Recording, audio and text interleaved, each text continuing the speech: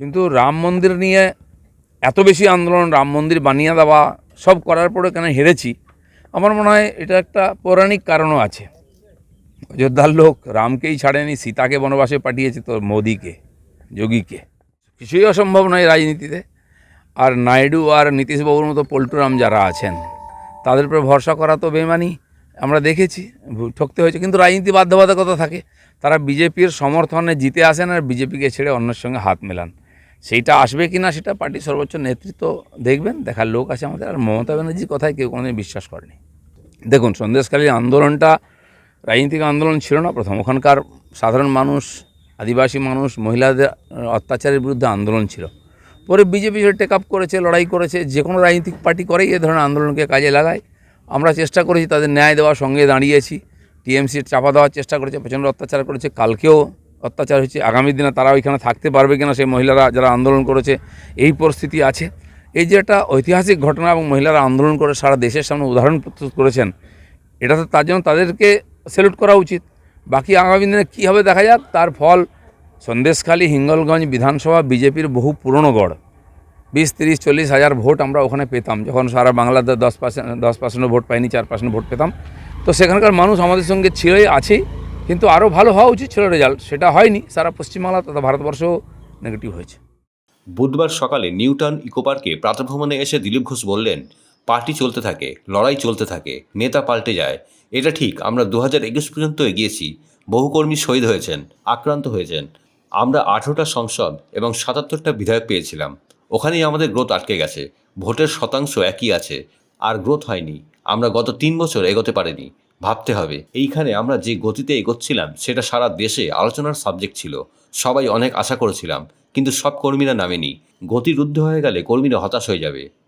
আপনি 18 করেছিলেন, কিন্তু সুকান্ত মজুমদার, শুভেন্দু অধিকারী আপনার টার্গেট ফুলফিল করতে পারেন।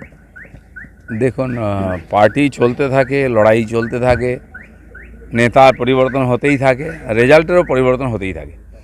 তো এটা ঠিক যে আমরা গত 21 অবধি এগিয়েছি, লড়াই করেছি। বহু কর্মী শহীদ হয়েছেন, ঘরছাড়া হয়েছেন, বাড়ি ভাঙা হয়েছে, পরিবারে অশান্তি হয়েছে পার্টি করার জন্য। প্রায় 250 কর্মীকে বলিদান দিতে হয়েছে। তার পরিণামে আমরা 18 সাংসদ এবং 77 এমএলএ পেয়েছিলাম। কিন্তু যে কোনো কারণে হোক, ওইখানে আমাদের গ্রোথটা আটকে গেছে। এবারে নির্বাচনেও ভোটের পার্সেন্টেজ একই আছে, যা 38 ছেড়ে দিয়েছিলাম আমরা 21 সালে।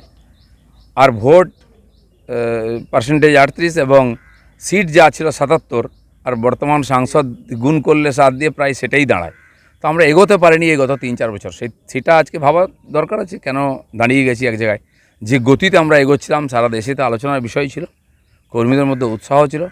এবারে আশাও করেছিলাম সবাই, কিন্তু আমার মনে হয় কোথাও না কোথাও ফাঁক থেকেছে, লড়াই সেভাবে হয়নি, সব কর্মীরা নামেনি। এটা নিয়ে চিন্তাভাবনা করার দরকার আছে। গতি যেন রুদ্ধ না হয়ে যায়, তাহলে তো কর্মীরা হতাশ হয়ে যাবেন। অসম্ভব কিছু না, সব জিনিসের প্রভাব পড়ে। এটা ঠিক হয়েছে কি ভুল হয়েছে, বাংলার মানুষ, আমার কর্মীরা বলবেন। আমাকে পার্টি যখন যে কাজ দিয়েছে আমি সেটা নিষ্ঠার সঙ্গে করেছি। দিলীপ ঘোষের কাজে 1% কখনো ফাঁকা ছিল না। পুরো ইমানদারির সঙ্গে, পুরো পরিশ্রম করে আমি কাজ করেছি। আর এবারে যারা বর্ধমানে গেছেন তারাও জানেন, সেই যে কঠিন সিট ছিল, হেরে যাওয়া সিট ছিল সেই সময়, আর সেখানে আমি যে লড়াই দিয়েছি মনে হচ্ছে একটা জায়গায় লড়াই হয়েছে।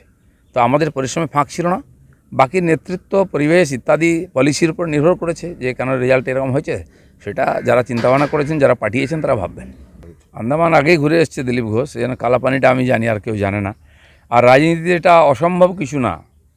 রাজনীতিতে চক্রান্ত, কাঠিবাজি, এটা রাজনীতির অঙ্গ। আমি সেভাবেই নিয়েছি।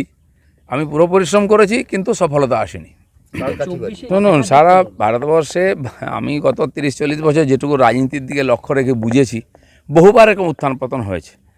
রাজীব গান্ধী মৃত্যুর পরে বিজেপি ভেবেছিল যে 100টা সিট পাবো, আমরা পেয়েছিল 2টো। নেগেটিভ হলে তো হয় মন খারাপ। গত পোস্টপল ভায়োলেন্সের পরে বহু কার্যকর্তা বসে গেছিলেন, কিন্তু পার্টির কথা ভেবে সমস্ত ভুলে গিয়ে, বাড়িঘর ভাঙা, মার খাওয়া, কেস খাওয়া, জেলে যাওয়া সব ভুলে গিয়ে আবার লেগেছিল অনেকে। তারা কাল থেকে অনেকে ঘর ছাড়া। বর্ধমান পার্টি অফিসে 100-এর বেশি লোক কালকে এসে গেছে, যে আবার সেরকম, কারণ তারা সেই পরিস্থিতিটার সম্মুখীন হয়েছিল, সেই ভয়টা মনের মধ্যে আছে। আমাকে থেকে তারা বেরিয়েছিল। বহু জায়গায় এরকম হয়েছে। সেই পরিস্থিতি না হয় তাহলে আবার পার্টি 3-4 বছর পিছিয়ে যাবে, 5 বছর পিছিয়ে যাবে। সেটা খেয়াল করা উচিত, পার্টির ভাবা উচিত যে কর্মীরা পার্টির নেতাদের উপরে ভরসা করে বেরোয়, তারা যেন সংকটের সময় সঙ্গে পায়, এটা দেখা উচিত।